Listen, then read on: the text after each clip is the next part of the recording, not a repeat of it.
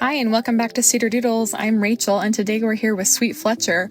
We're going to go through the two types of ways that you can walk your dog, one of them being on a harness. We're going to go ahead and get this put on him, and then we're also going to show you another option, and we're going to talk you through both reasons we use both of these tools when we're training our puppy to be engaged as we're walking, and which one might work best for your puppy by teaching you with this sweet little Fletcher right here.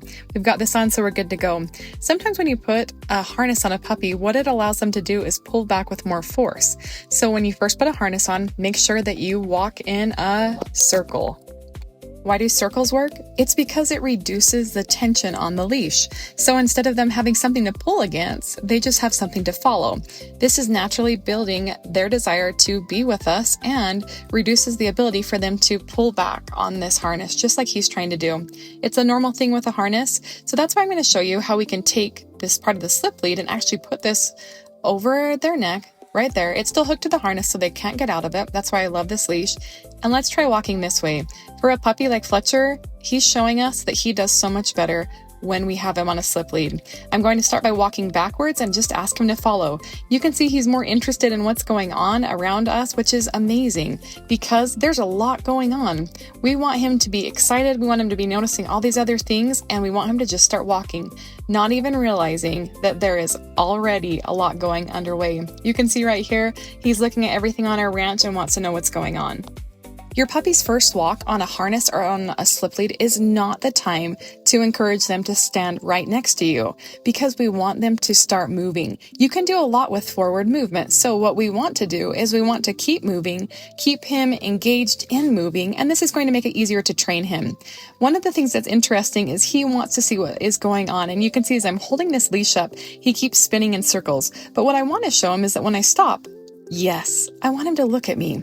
That's how we build the connection right here. When we stop and he makes eye contact with me, remember, this is a very people-driven puppy. He wants to be with us. He wants to do what we do, and he's not necessarily food motivated. So when he stops, what I'm going to do is I'm going to stop, and then I'm going to wait for him to look at me. You're going to notice this one might take a little bit longer. There is a lot of noises out here from the cars going down the road, the tractor that's working behind our ranch, and he wants to be a part of it all.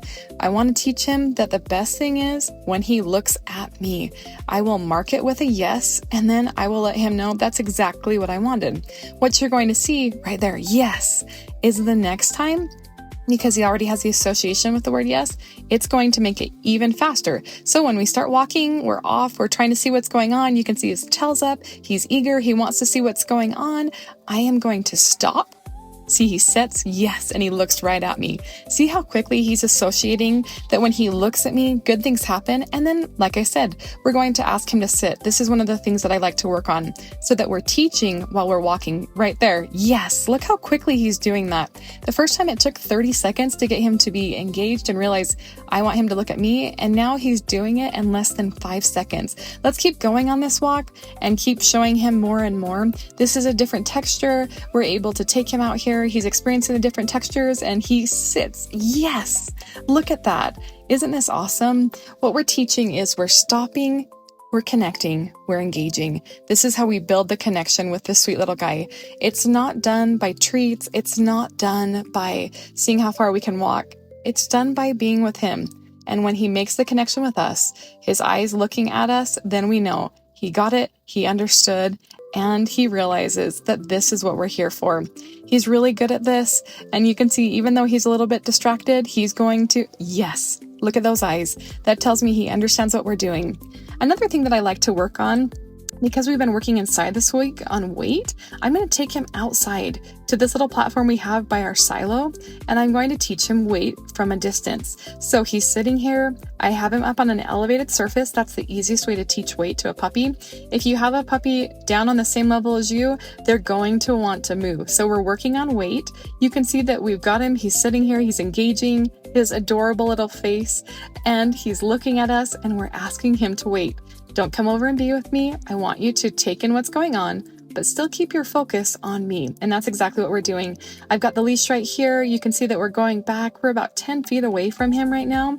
I am marking his good behavior with a yes, and I'm counting the time. I try to get up to about 10 seconds with these guys. That may not seem like much time, but for a puppy that notices everything, that is a tremendous amount of time. Then once he's done, I'm going to have him come over, pet him, let him know that he's the best boy ever. Let's switch surfaces and let me show you how we can do this from our elevated standpoint and bring it down to our level. So we're out here on the AstroTurf, and I'm going to do the same thing, but first what I want to do is I want to make sure that this is not tangled around his feet. It's really easy for it to get tangled on a puppy. So I'm going to put him out here on my AstroTurf. I'm going to ask him to wait, and then I'm going to call his name and say yes. So I put him out on the AstroTurf, I say Fletcher, and then yes, and that lets him know to look at me and make the connection with me and ask for the release. So I have him away from me. You can see I'm counting. We're up to 5 seconds right here. He understands what we're doing because we've been practicing this outside. We're up to 10. I'm going to say, okay, Fletcher, and he comes right to me. Yes, I mark this good behavior. Look how well he's doing. There's no treats, there's only praise. This is a dog that is so connected with its people, and you can see that in this little training exercise that we're doing right now. He doesn't need a treat to do this. So I'm going to show you again. We're going to go back at a different angle, and I've got him out here. We're trying to do 10 seconds. That's always my goal with them. I only like to do about 5 reps. I say, okay, Fletch, yes. And he comes right to it. Once again, he's sitting here. This is a different time. I keep the leash just in case that they get looking at something else and I want them to focus on me. I have him over here.